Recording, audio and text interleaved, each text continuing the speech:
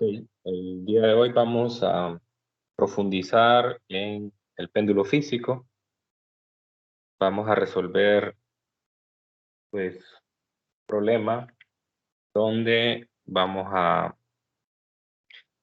afianzar todo lo que vimos en la clase anterior. En la clase anterior hicimos una pequeña introducción, hicimos la deducción de movimiento, probamos que el péndulo físico para oscilaciones pequeñas realiza movimiento armónico simple y encontramos cuál era la ecuación de la frecuencia angular, la cual está relacionada con varios términos. Vamos a, con el objetivo de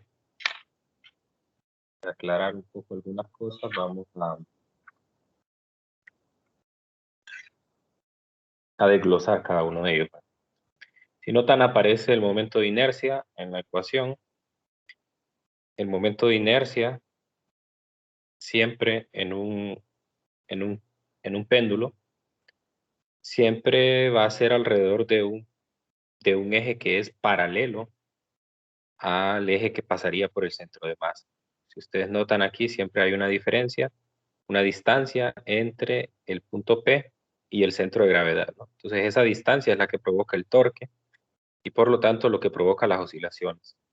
Entonces siempre cuando calculemos el momento de inercia, este va a ser alrededor de el punto P, un eje que es paralelo al del centro de masa.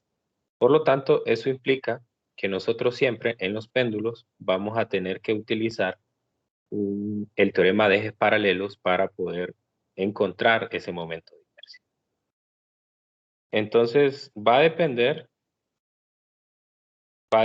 de la geometría, va a depender del número de componentes que tenga, el cómo se va a determinar ese momento de inercia. Entonces, por lo tanto, cada problema tendrá un razonamiento diferente para determinar eso. Pero, por lo menos, si nosotros tenemos un solo componente, entonces este se va a determinar de esta manera, para un componente. Un componente sería una barra, por ejemplo.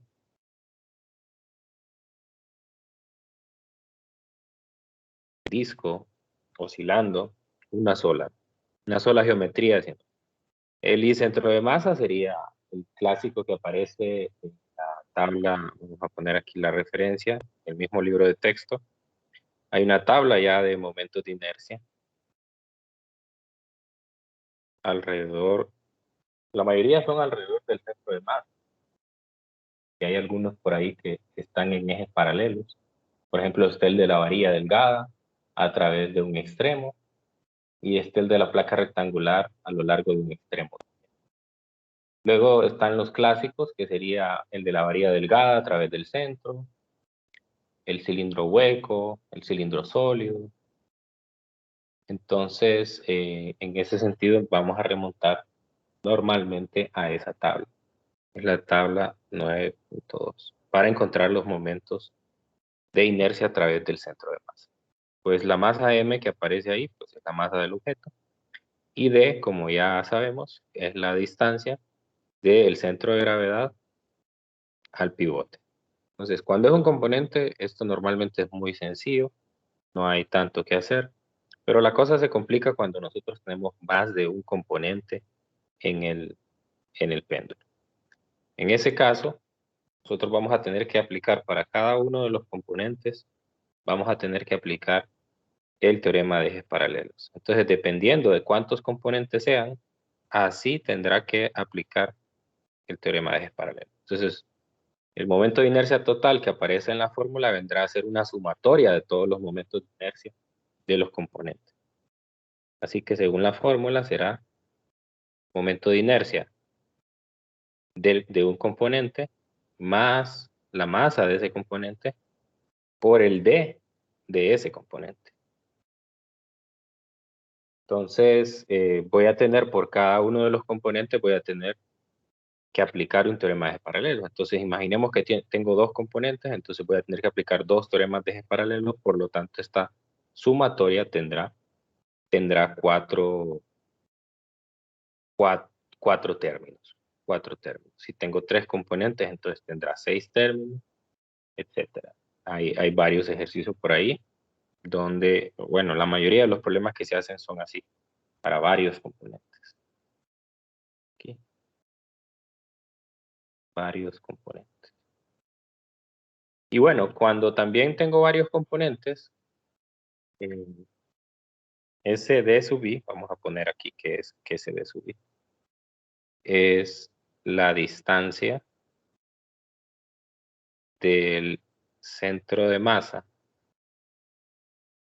del iésimo, o sea, de cada uno de los componentes, del iésimo componente a el pivote P. Entonces quiere decir que cada componente va a tener un D, pero si se fija en la fórmula aparece un solo D. Entonces quiere decir que tengo que encontrar el D general de todo el sistema. Entonces en ese sentido, lo que se debe de hacer, ese D total o general, viene a ser el Y centro de masa que aprendimos en el curso anterior. Y el Y centro de masa se calcula como la sumatoria de las masas individuales por las distancias individuales entre la sumatoria de las masas. Entonces, obviamente nosotros vamos a hacer un problema con varios componentes porque es el caso más desafiante y es donde hay que tomar en cuenta más detalles. Entonces, eso es lo que vamos a hacer el día de hoy. Vamos a tomar un problema del libro de Resnick y lo vamos a desglosar así como aparece acá. Bueno, obviamente de aquí surgen las ecuaciones de periodo, de frecuencia, pero pues con esta basta. Con que tengamos omega, pues con esa encontramos nosotros. Muy bien, entonces normalmente los problemas de péndulo físico van encaminados en eso, en encontrar esas variables, omega, calcular la frecuencia, en calcular el periodo. Casi nunca nos toca calcular otras cosas como energía, velocidades máximas. Es muy raro realmente porque lo más desafiante pues es hacer todo esto y básicamente busca hacer un problema de repaso de estas cantidades. Que usted trate de recordar todas estas cosas que se supone a este punto que ya lo sabe, pero obviamente vamos a repasar. Bien, hay un problema que solo vamos a hacer el inciso A. Es el problema, no recuerdo qué número es el 1556. 15. No hice la captura del número. Solo vamos a hacer el inciso A porque en el inciso B implica utilizar el teorema de ejes perpendiculares. Y a mí nada más me interesa evaluar en la clase el teorema de ejes paralelos. Solo vamos a hacer el inciso A. Y ya de por sí el inciso A es bastante desafiante. Ah, es que aquí me hace falta una parte. Sí, eso es. Eso no aparecía el número. Faltaba la otra parte de la captura. Esta. Ahí está.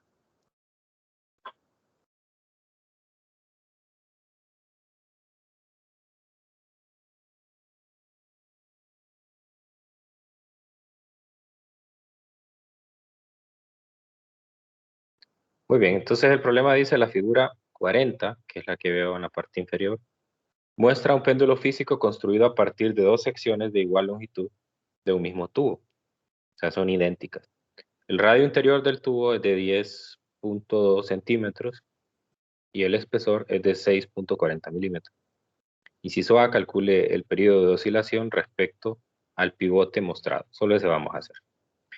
Bueno, entonces aquí lo que nos conviene es hacer la figura. Voy a arrastrar nuevamente esa imagen y la voy a cortar de manera que pueda ampliar únicamente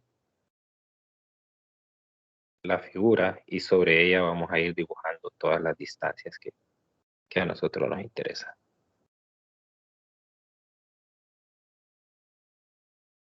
Vamos a ver.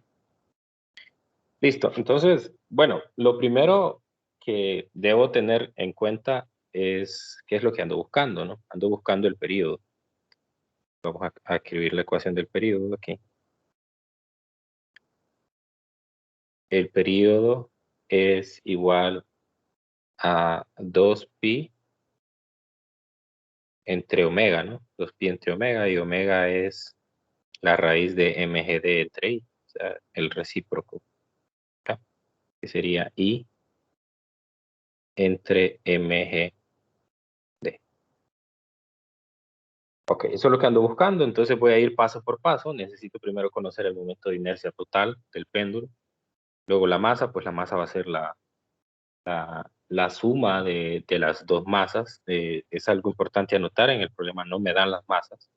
Entonces quiere decir que, pues por ahí en algún momento, si usted nota en la parte del numerador, está el momento de inercia. En el momento de inercia va implícito en los términos la masa. Entonces, como la lógica nos dice, seguramente es que se van a cancelar, por eso no se provee la masa, ¿verdad? Pero habrá que ponerla al menos en forma simbólica ahí para ver en qué momento se cancela. Ok, entonces, luego la distancia D, que va a ser usando el Y centro de masa, ¿no? Entonces vamos a definir aquí algunas distancias.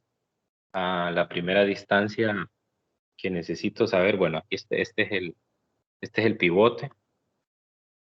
Importante que reconozca dónde está.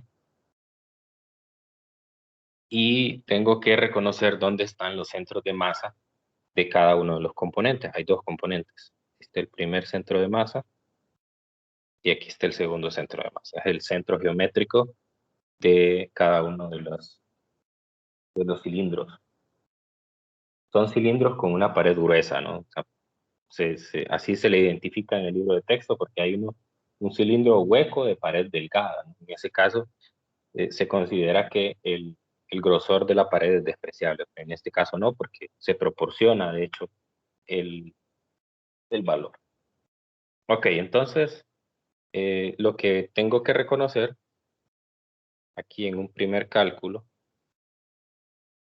es que el momento de inercia total tiene que ser igual, según la fórmula que vimos anteriormente, tiene que ser igual al I centro de masa. Le voy a llamar 1 al cilindro superior y le voy a llamar 2 al cilindro inferior. Entonces va a ser el I centro de masa del primero más la masa del primero por el DI al cuadrado. Ahí estoy aplicando, como lo mostré en la ecuación anterior, es esta sumatoria de los momentos de inercia. Entonces, para cada uno tengo que aplicar el teorema de ejes paralelos. Entonces, eso es el primer teorema de ejes paralelos para el primer componente. Más el I centro de masa del 2 más M2 de 2 al cuadrado. Entonces, en este momento, lo que hago es irme a la tabla 9.2, y la tabla 9.2 lo que me dice es que para un cilindro hueco, tabla 9.2 me dice que para un cilindro hueco, el I centro de masa es 1/2 de la masa R1 al cuadrado más R2 al cuadrado. Esa es la ecuación que tenemos, ¿no? Muy bien, entonces ahora lo único que hay que identificar quién es R1, quién es R2. R1 es el radio interior y R2 es el radio exterior. Entonces habrá que definir cuál es el radio interior para el 1, cuál es el radio exterior para el 2. Vamos a ver, entonces el radio interior, pues ese me lo da directamente el, el enunciado, me dice el radio interior del tubo es de 10.2 centímetros y el espesor es de 6.4, entonces quiere decir que para encontrar el radio exterior tendré que sumarle ese espesor, ¿no? Entonces eso es lo que vamos a hacer aquí a continuación. Entonces radio 1, no, radio interior, así lo voy a poner para no confundirlo con el subíndice 1 y 2 interior. El radio interior es 10.2 centímetros, que es igual a 0.102 metros. Es necesaria la conversión, porque cuando encontremos el período, a fuerza necesito que eso esté en metros. El radio exterior, pues va a ser el radio interior más el espesor. El espesor es de 6.4 milímetros. Así que será 0.102 metros más 0.0064, que son ceros, metros. Eso me da 0.1084 metros. Ok, entonces ya tengo radio interior, radio exterior. Eso me permite a mí, para cada uno de los, de los cilindros, encontrar el I centro de masa, ¿no? Entonces, en este caso, el I centro de masa 1 y el I centro de masa 2 son iguales. Eso se nota claramente porque son cilindros idénticos, tienen la misma masa, tienen mismo radio interior, mismo radio exterior. Entonces aquí vamos a poner eso. I centro de masa 1 es igual a I centro de masa 2. Entonces lo que vamos a hacer es que solo lo vamos a colocar 2 veces en nuestra ecuación, así no tenemos que estar escribiendo tanto. Entonces el I total, por tanto, va a ser 1/2 de la masa, le voy a poner la M minúscula, por el radio interior al cuadrado más el radio exterior al cuadrado. ¿Ok? Ese es 1, pero como, como va multiplicado por 2, entonces, bueno, lo voy a poner aquí el 2, aunque se va a cancelar, pero para que quede evidencia aquí que un 2. Ok, luego lo que tengo que hacer es sumar las otras partes, ¿no? Tengo el segundo término y el cuarto término. Ambos son la masa por el d al cuadrado. Entonces, como tienen la misma masa, lo que voy a hacer es que voy a factorizar la masa. Entonces, más la masa, y ahí van a quedar el d1 al cuadrado, d1 al cuadrado, más el d2 al cuadrado. Entonces, vamos a deducir aquí, en esta primera parte, cuál es la distancia de 1. Y vamos a ver en la misma figura que la distancia de 1 es la distancia que hay entre el pivote y el centro de masa del 1. Y si notan claramente, esto es el radio interior. Y en el caso de la distancia de 2, esta va a ser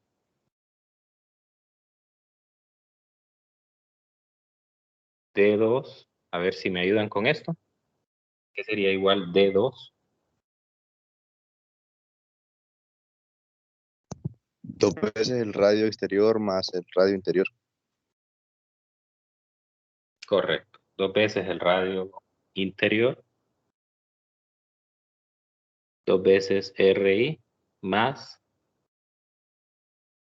No, 2 veces R exterior más radio interior. Entonces note que básicamente la distancia duplica el radio exterior, duplica el radio exterior, eso le daría el...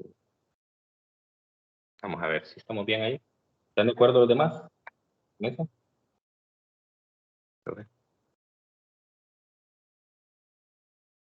Sí, sí, sí, claro. Tuve un lapso aquí. Ok. Entonces sí, si usted se va desde el centro, vamos a ver aquí, voy a ir haciendo una línea hasta aquí arriba, hasta la mitad, eso es un radio exterior. Luego se va de aquí hasta acá, eso es otro radio exterior. Y de aquí hasta acá, ese es un radio interior. Ok, bien, entonces vamos a colocar eso en nuestra fórmula. Y me va a quedar entonces el radio interior al cuadrado. Este es el D1 más el radio interior. Vamos a ver, aquí tengo que usar radio interior más 2 veces radio exterior al cuadrado. Entonces, esa es la ecuación, ¿no? Bueno, háganlo ustedes ahí en su calculadora, de una sola vez todo, métanlo todo. Se puede simplificar seguramente, pero bueno, ¿para qué? ¿Para qué lo vamos a hacer si de una sola vez en la calculadora? Obviamente va a quedar en términos de la masa, entonces va a ser un múltiplo de la masa. Y me cuentan cuánto le da.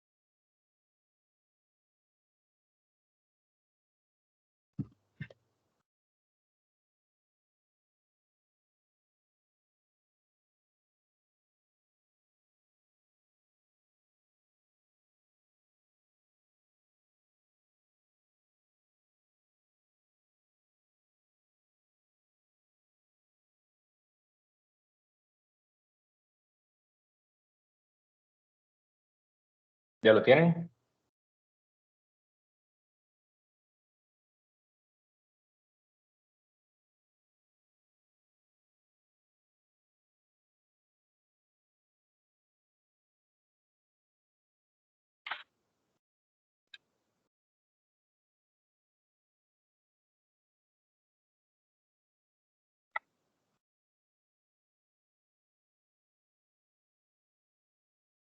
A mí me dio 0.134. Confirmo. A mí me dio igual. ¿Alguien más? ¿Sí lo están A mí haciendo? también. Sí, a mí también. Muy bien. Entonces son 0.134 m. No son metros, ¿verdad? Ojo, voy a hacer aquí el comentario. Eso no son metros. Esa m es de masa, ¿no? Las unidades, bueno, lo voy a poner más abajo. ¿Cuáles son las unidades del momento de inercia? A ver si le recuerdan.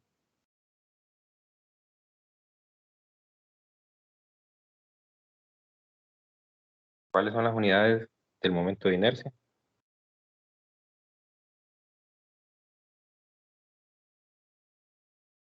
Nada. Ni idea. Kilogramos por metro cuadrado. Kilogramos por metro cuadrado. Entonces, esa m que está ahí, esta es una m de masa. No son metros.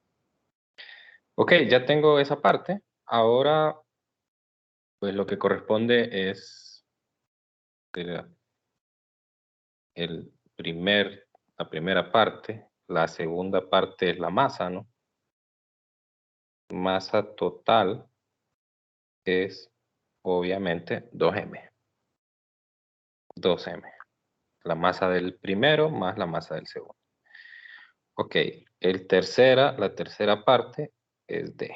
Como ya dijimos antes, esto es el Y centro de masa. Y hay que hacer la sumatoria de las masas individuales por los DI entre la sumatoria de las masas. Entonces voy a hacer esta sumatoria. La masa del primero es M. El DI del primero ya habíamos visto que era RI más la masa del segundo, que vimos que era por el D2, que vimos que era R1 más 2RE. R1 más 2 veces R exterior. Más 2 veces la masa. Entonces aquí va a haber una gran simplificación porque me va a quedar 2 veces la masa por R interior más R exterior entre 2 veces la masa. Se cancela ese término. Y básicamente solo me queda la suma del radio interior y el radio exterior. Es sencillo. Entonces hagan esa suma. Radio interior era 0.102 y radio exterior 0.1084. Ustedes me dicen cuánto da. 0.2104. Muy bien, gracias. 0.2104. Aquí no va en función de la masa, entonces estos sí son metros. Las unidades sí son metros. Muy bien. Entonces, ahora lo que tenemos que hacer nada más es sustituir en la fórmula del... Ya sustituyendo, pues me va a quedar 2pi por la raíz de 0.0.135. Multiplicado por la masa entre 2 veces la masa por la gravedad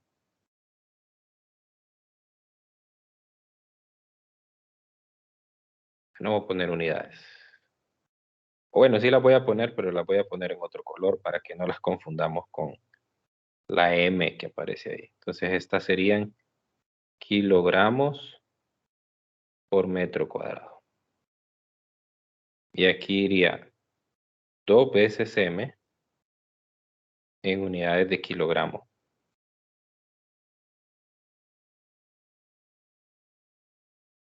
Por Creo que 9.8.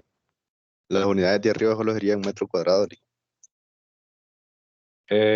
No, porque como al final se van a cancelar, no hay problema. O sea, siempre es necesario ponerle, porque si no en el análisis dimensional no van a salir bien.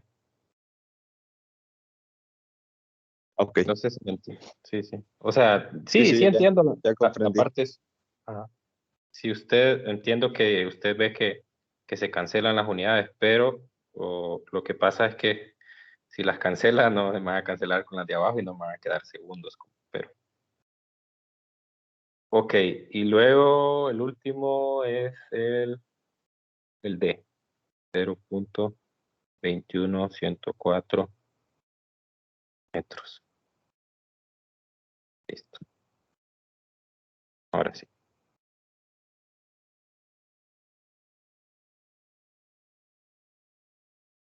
Muy bien, ayúdenme con el cálculo. Entonces, aquí hacemos el análisis dimensional. Kilogramos con kilogramos.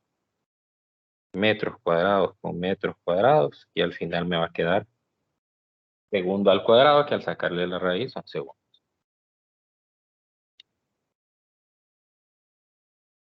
No vayan a poner A ver, ¿cuánto da?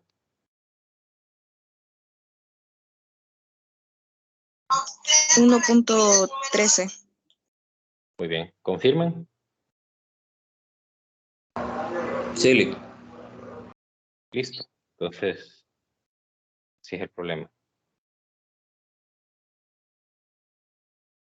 Bueno, entonces ese es el problema. Como ven, un problema, pues no tan complicado realmente, ¿va? Tal vez comparado con el péndulo simple, pues sí puede llevar más trabajo, pero básicamente es cuestión de que usted vaya siguiendo las fórmulas, ¿no? Aquí ya está el camino trazado, cómo calcular los momentos de inercia, cómo calcular la distancia. Y si usted está atento y va aplicando las ecuaciones como corresponde, pues bueno. La ventaja es esa, pues, de que siempre es el mismo camino para todos los problemas. Cuando hay un solo componente, esto es todavía mucho más fácil. Muchísimo más fácil. No sé si tienen alguna pregunta.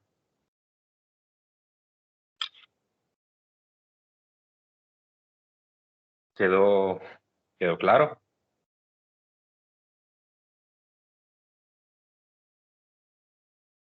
Sí. Sí, todo claro. Ok. Pues ahora...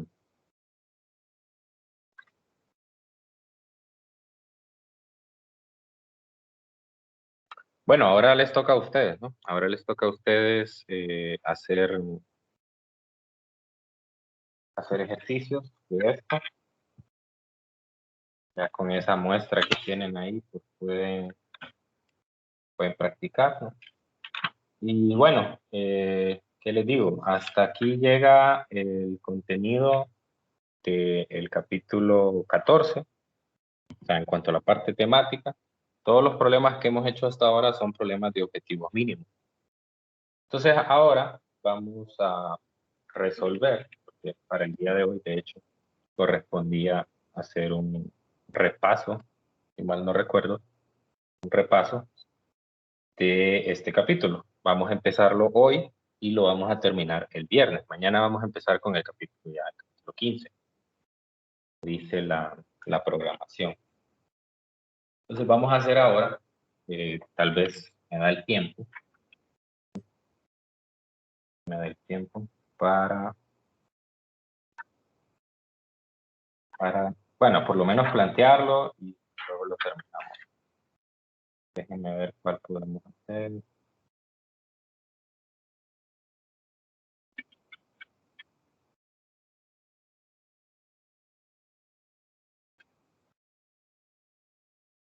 Bueno, esto es una tarea.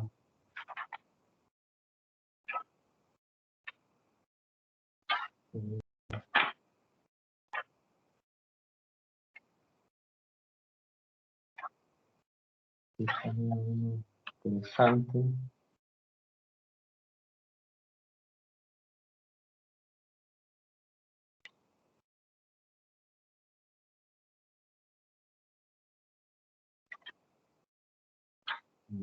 Okay, lo perdí.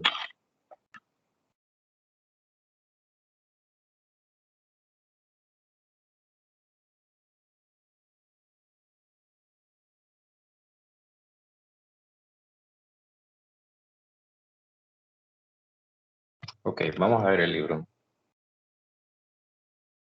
Vamos a ver el libro de texto.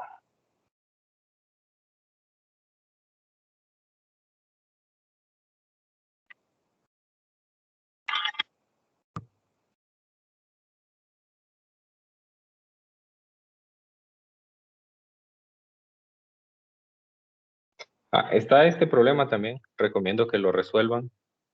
Es el problema 48 del Resnick.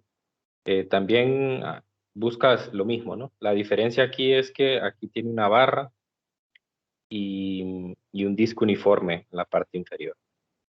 Entonces hay que hacer todo el mismo trabajo, calcular el periodo de oscilación. Entonces van calculando primero momento de inercia, después calculan, incluso aquí va guiado, pues el inciso A, momento de inercia, inciso B, la distancia entre el pivote y el centro de masa del péndulo. y finalmente pues el periodo de oscilación. Entonces ese es otro problema con el que pueden practicar. Háganlo y si tienen pues alguna pregunta ahí, me dicen también. El 45 también es uno bonito de péndulo físico. También no está en... bueno, este es más sencillo porque solo tiene un componente, pero está interesante. Y en el libro de texto, en el Física Universitaria, hay uno que es bonito también, que es un marco que está pivotando alrededor de una de sus esquinas. A ver, el 79, ¿no? Es un marco cuadrado y lo mismo, pues hay que calcular en este caso piden la frecuencia. Es lo mismo, en este caso tengo 4 componentes, también un problema bonito, desafiante, entonces hay que resolverlo, ¿no? De igual manera, si ustedes lo hacen, pueden compartirme la solución y con gusto, pues, yo les ayudo. Aquí está otro, el 99, este es un poco más difícil. Aquí también es un péndulo físico, ¿no? Este se balancea, este es nada más dos barras, ¿verdad? Unidas a un ángulo de 90 grados y también, ¿verdad? Hay que calcular la frecuencia de oscilación. O sea, hay varios ejercicios en el libro que se pueden usar para eso. Ok, bien. Entonces, andaba buscando un ejercicio. Hay uno. A ver.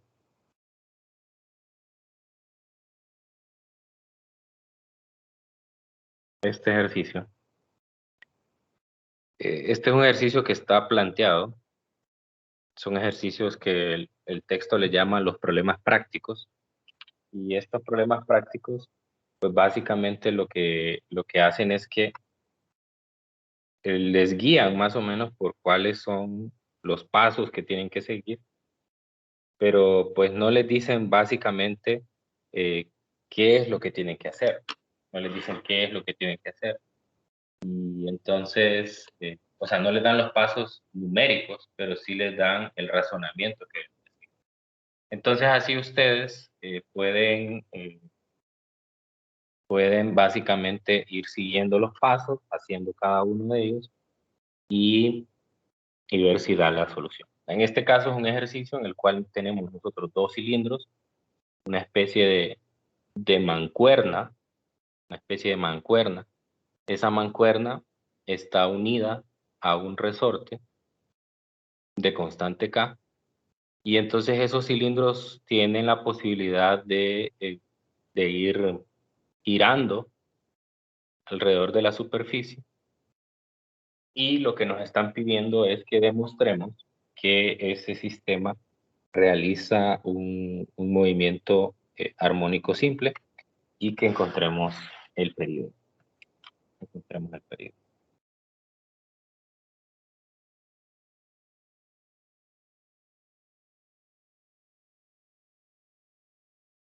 Ok, entonces, ¿qué es lo que hay que hacer en un problema como este? En un problema como este se tiene que plantear la ecuación de movimiento. Se tiene que plantear la ecuación de movimiento y con la ecuación de movimiento, usted va a encontrar la ecuación que corresponde, ¿no? Es decir, la segunda derivada del desplazamiento es igual al negativo de omega cuadrado por teta. Omega cuadrado por teta. Ok, bueno, no sé si me va a quedar tanto tiempo de verlo hoy.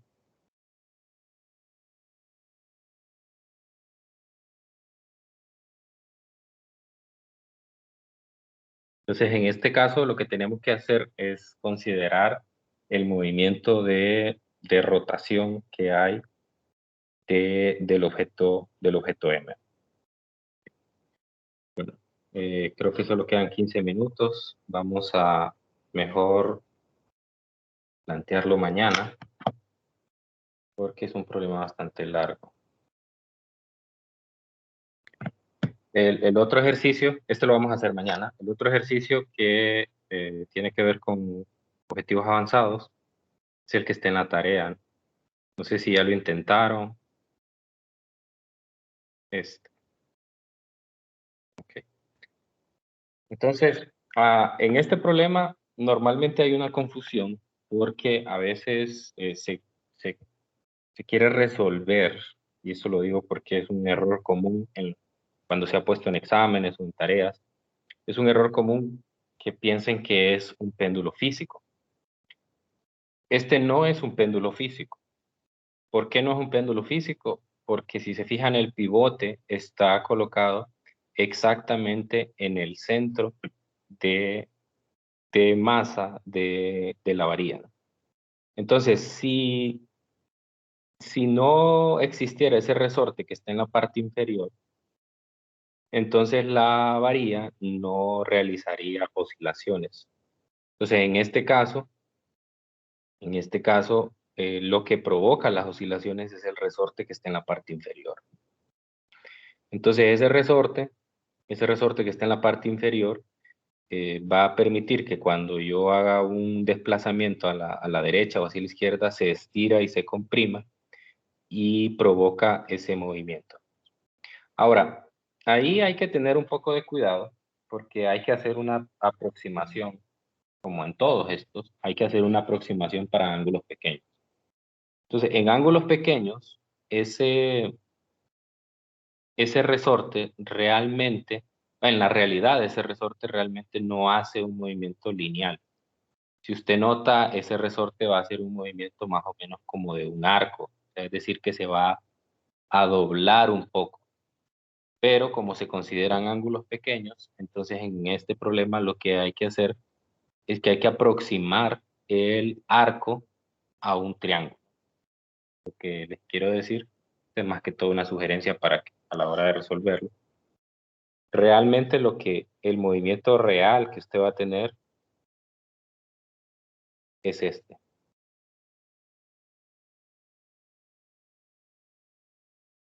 Entonces, pero si el ángulo es pequeño, esto se puede aproximar a un triángulo. O sea, es decir, ese pequeño arco que está ahí se puede aproximar a una línea recta. Porque, bueno, si el resorte realiza un arco, pues que la cosa se complicaría demasiado y ya no sería un resorte que obedece la ley de Hooke. Entonces, en ese sentido, recordar que tengo S, que es el segmento de arco, este de acá, y este vendría a ser una X. Entonces, en esa aproximación, el S sería aproximadamente igual a X. Donde X pues representaría el estiramiento del resorte, Y luego pues usted ya sabe aquí que luego la hipotenusa de ese triángulo vendría a ser la mitad de la longitud de la varilla. Entonces aquí sería L medio y aquí sería L medio. Entonces eso permite que usted pueda encontrar cuál es el seno del ángulo. Entonces el seno del ángulo, que para ángulos pequeños, aquí abajo, para ángulos pequeños, el seno de teta es aproximadamente teta. Pero esto es aproximadamente el lado opuesto entre la hipotenusa. Entonces sería el estiramiento entre el L medio. Entonces por ahí va la cosa, ¿no? Por ahí va la cosa. Se tiene que plantear, en este caso, cuál es el torque, ¿verdad? Porque básicamente ahí lo que tengo es torque. La fuerza es la fuerza de estiramiento del resorte y tiene que considerar cuál es el brazo de momento. Entonces, para que tengan una idea de cómo resolver este problema, cómo resolver ese problema. Ok, bueno, entonces mañana, como les dije, vamos a ver, sí, yo creo que mejor mañana vamos a hacer el repaso y así no perdemos la continuidad. Y el viernes vamos a empezar el capítulo 15. Mejor así lo vamos a hacer. Porque si mañana empiezo el capítulo 15 y el viernes vuelvo al 14, realmente va a haber ahí un problema en la continuidad. Okay. Bueno, aquí lo vamos a dejar hoy. No sé si tienen alguna pregunta. Me parece que alguien ayer me dijo que quería hacer una pregunta de un ejercicio. Si gustan, pues tenemos unos minutos todavía para revisar.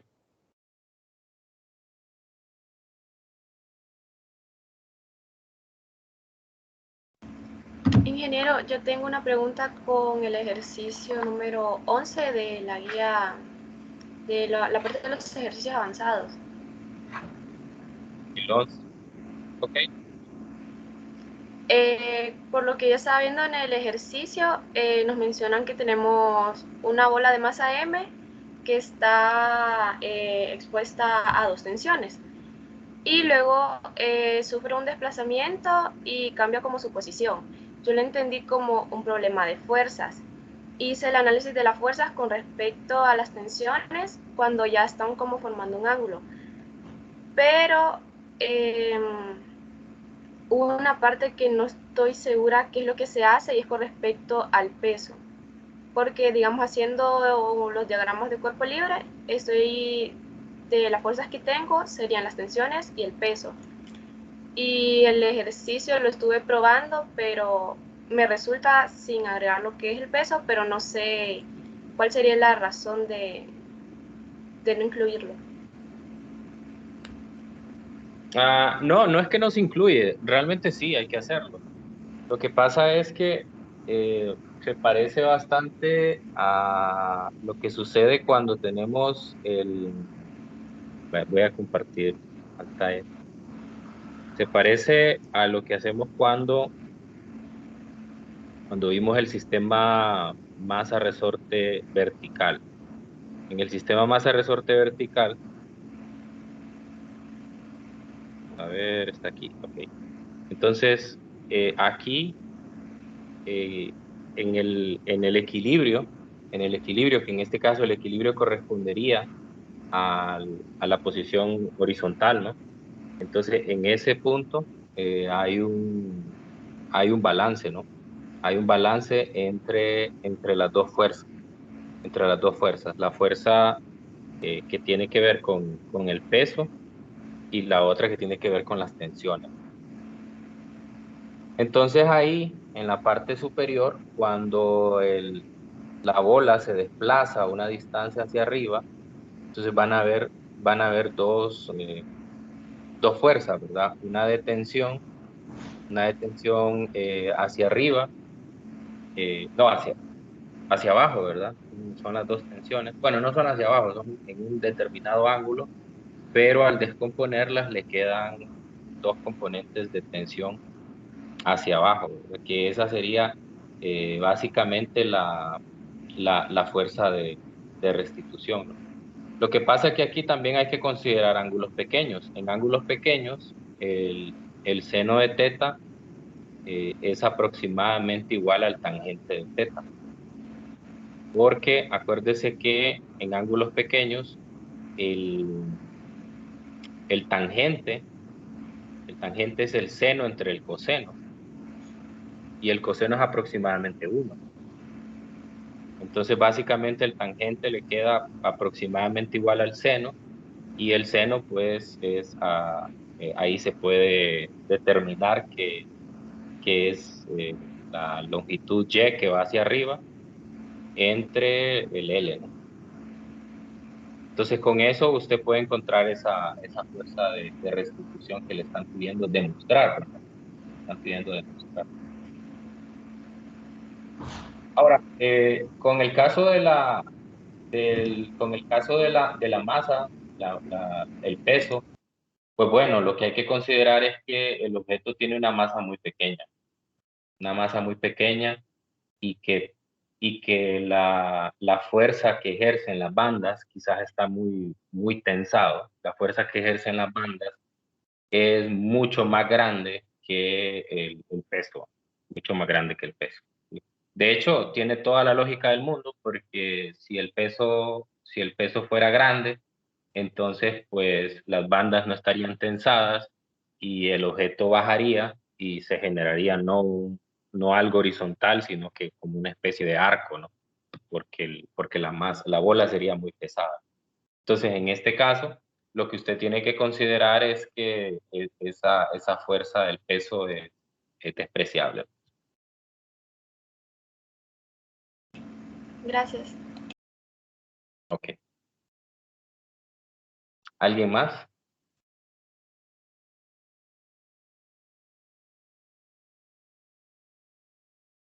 Ya hicieron el 12. El 12 es muy bonito. Muy interesante. Cuando vayan por ahí me cuentan.